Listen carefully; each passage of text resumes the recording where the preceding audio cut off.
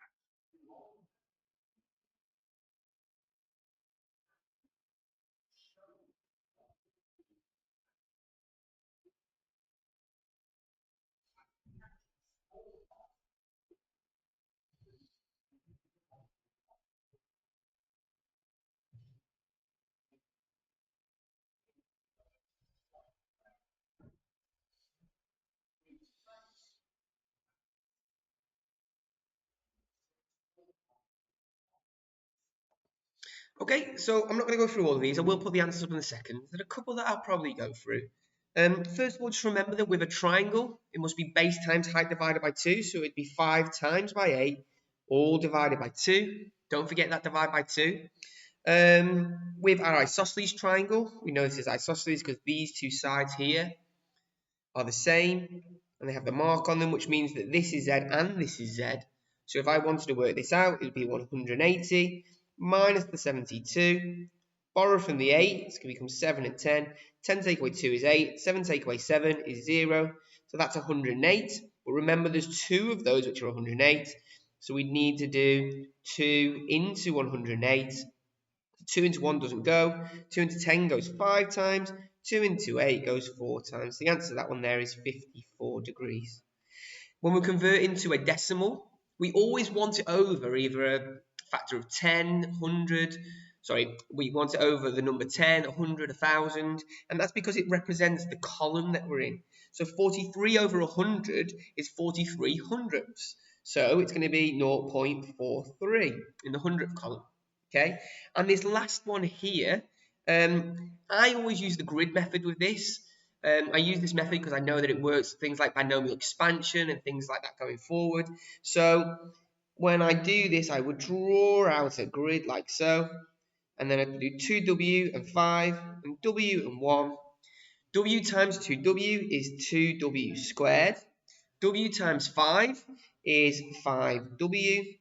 W times 1 times 2w is 2w, and then 1 times 5 is 5, and these are the ones we're going to be bringing together.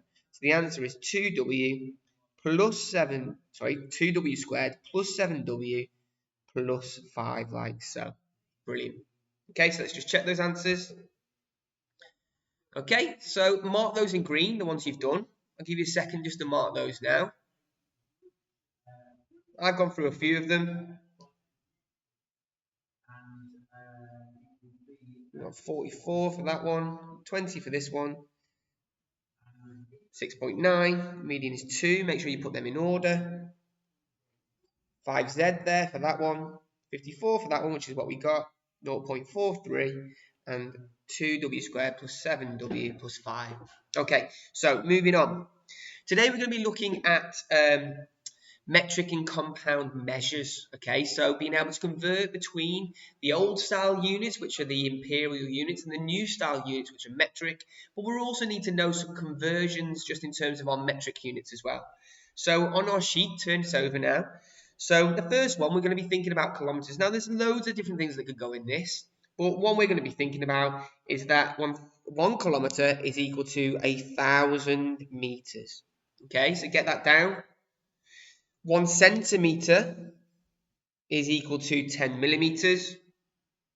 1 meter is equal to 100 centimeters. And for a kilogram, there are 1,000 grams in a kilogram. And you will be expected to know all of these and be able to use them. Okay? So examples of compound measures. So the first one here, it begins with an I. Compound measure beginning with I is going to be an inch. Compound measure beginning with F is going to be a foot. Compound measure beginning with Y is a yard. And a compound measure beginning with M is going to be a mile. Now, just in case you want to compare some of these, you usually compare inches and centimeters. Maybe a foot with meters, mile with kilometers, things like this. So this is when sometimes we'll be asked, if something was measured in inches, how would we measure that in metric? Or what would we use to measure it in metric? So key conversions here. Now again, you'll need to know these. And you need to know, notice this little is approximately equal to. So it doesn't mean that it's equal to this, but it's approximately equal to. And 5 kilometers is approximately equal to 8 kilometers. 5 miles is approximately equal to 8 kilometers. And you'll need to know that. The other thing we need to know is gallons to liters, and there's approximately 4.5 liters in 1 gallon. You should know some of these from science maybe, or in your maths lessons, but speed is equal to distance divided by time. And density is equal to your mass divided by the volume. Mass divided by volume. And if you want, you can use the triangle. Speed is equal to distance over time. And the way we do this, we cover them up for the ones we want. Density is equal to mass divided by volume, like so. So get all those filled in on your sheet. All right. So just to check there, they all are. So what we're going to do now is we're going to have a go at some questions. I'm going to do some examples, and then you're going to have a go at some yourself. Okay? So let's have a look at these. So I said to you that sometimes they ask you, and these are GCSE style questions, sometimes they'll ask you what a sensible unit is for each measurement. So for this one here, if I've got inches, a sensible unit for metric might be centimetres. If I'm thinking about the weight of a man, sensible unit for this might be pounds. Might also want to think about stone for that one.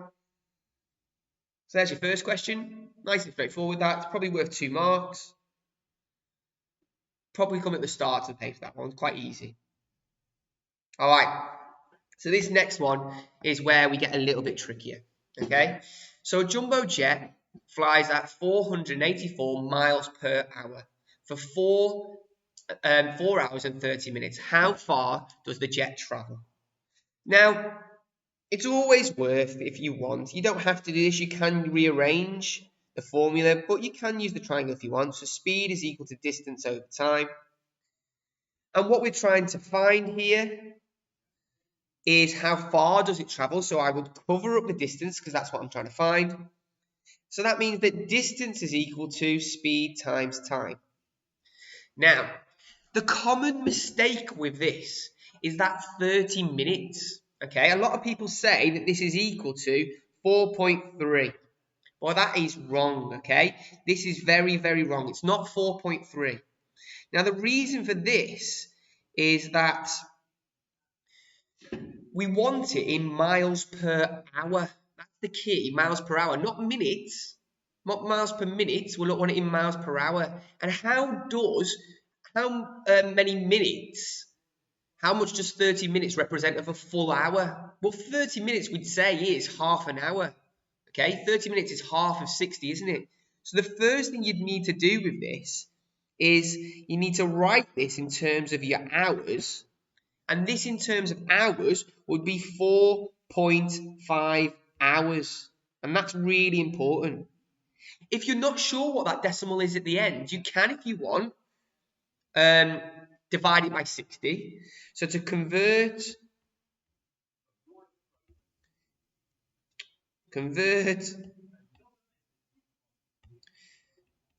minutes to hours, you divide by 60. And 30 divided by 60 would be that 0.5.